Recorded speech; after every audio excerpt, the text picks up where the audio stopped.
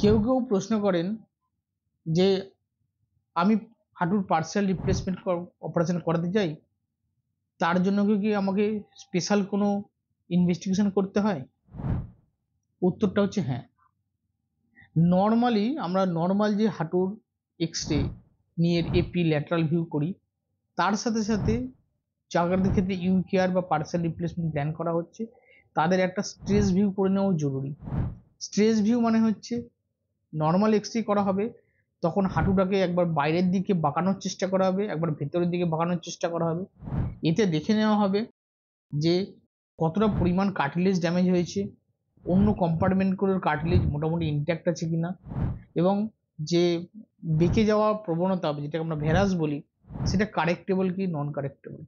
2 নম্বর হচ্ছে হাঁটুর মধ্যে যে লিগামেন্ট আছে, এসিএল বলে যে লিগামেন্ট এবং পিসিএল লিগামেন্ট, যেগুলোর সুস্থ থাকা খুব জরুরি সাকসেসফুল পার্সিয়াল রিপ্লেসমেন্টের জন্য, সেটা নর্মালি সবসময় এক্স রে বোঝা যায় না, তার জন্য এমআরআই করে নিতে হয়। কিছু কিছু ক্ষেত্রে বা আগেকার দিনে আর্থ্রোস্কোপি করেও কনফার্ম করা হতো, তবে আজকাল আর সেটা লাগে না। এমআরআই এবং এক্স রে সাফিসিয়েন্ট।